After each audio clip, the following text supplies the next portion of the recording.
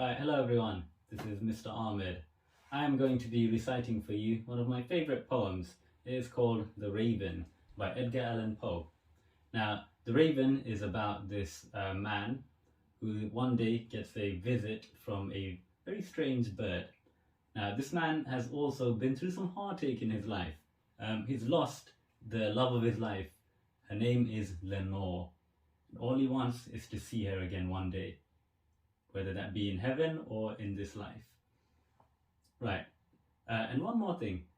Every time you see me touch my ear like this, I need you to say the words nevermore. So let's have a quick practice. Quote the raven. Okay, so I have no way of telling whether you did that properly or not, but I'm going to assume you did it fantastically. So well done. Now let's get the show on the road. Once upon a midnight dreary, while I pondered, weak and weary, over many a quaint and curious volume of forgotten lore, while I nodded, nearly napping, suddenly there came a tapping, as of someone gently rapping at my chamber door. "'Tis some visitor," I muttered, "tapping at my chamber door. Only this, and nothing more." Distinctly I remember.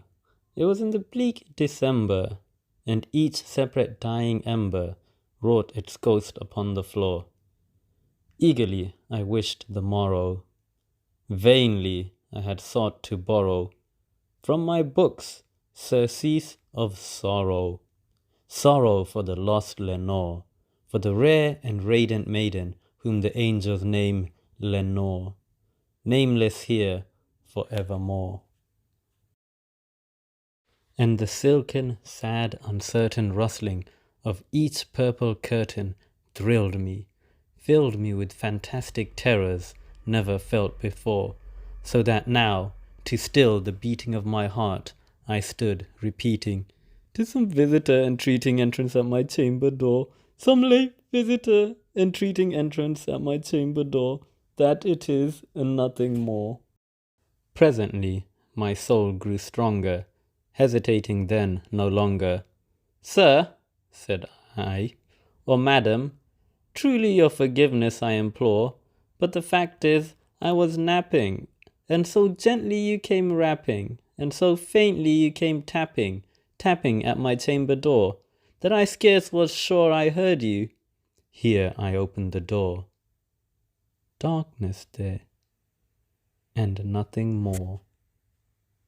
Back into the chamber turning, all my soul within me burning. Soon again I heard a tapping, somewhat louder than before. "Surely," said I, "surely that is something at my window lattice. Let me see then what thereat is, and this mystery explore. Let my heart be still a moment, and this mystery explore. 'Tis the wind, and nothing more." Open here I flung the shutter, when, with many a flirt and flutter, in there stepped a stately raven of the saintly days of yore.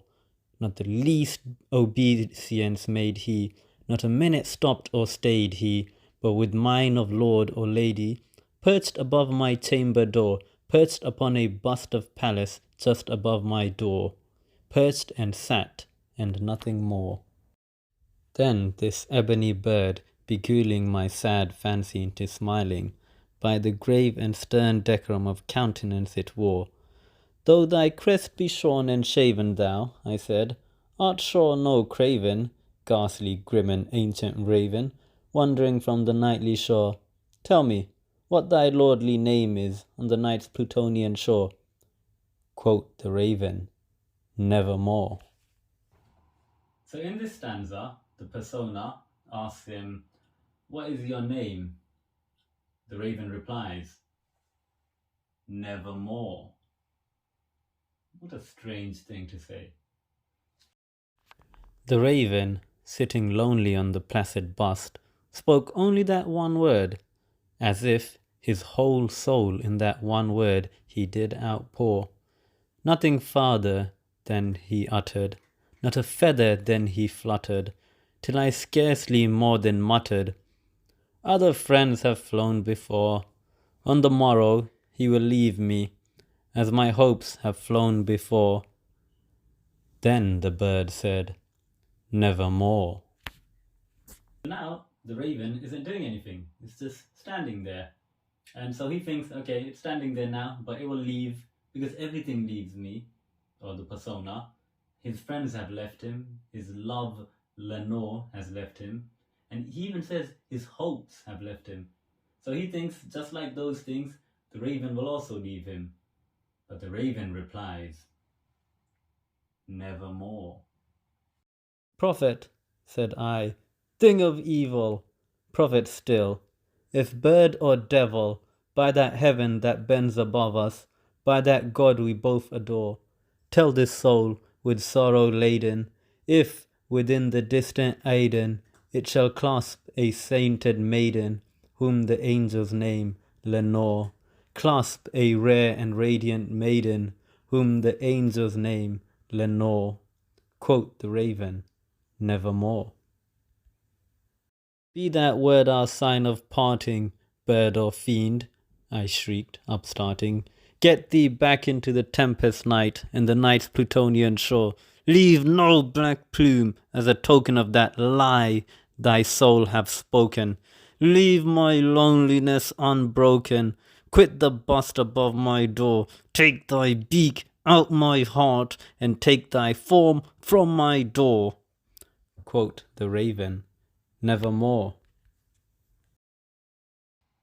Now the raven has really upset the persona. He's upset because the raven has told him that he will never see Lenore again. Not in this life, not in the next. And he doesn't want to hear that. And he doesn't want the raven to stay anymore, because the raven will always be a reminder of the loss he faced when he lost Lenore and how he will never have her back. So he gets really angry and he tells him to leave, to never return, to take thy beak out of my heart. But the raven replies, nevermore. Why, you little... Come back here, you little raven!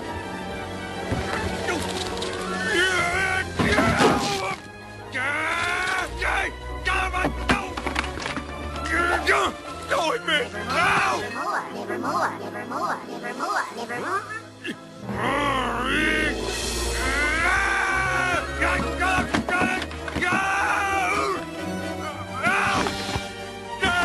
And the raven, ever flitting, still is sitting on the pallid bust of Pallas just above my chamber door, and his eyes have all the seeming of a demon's that is dreaming, and the lamplight o'er him streaming throws his shadow on the floor, and my soul from out that shadow that lies floating on the floor shall be lifted nevermore.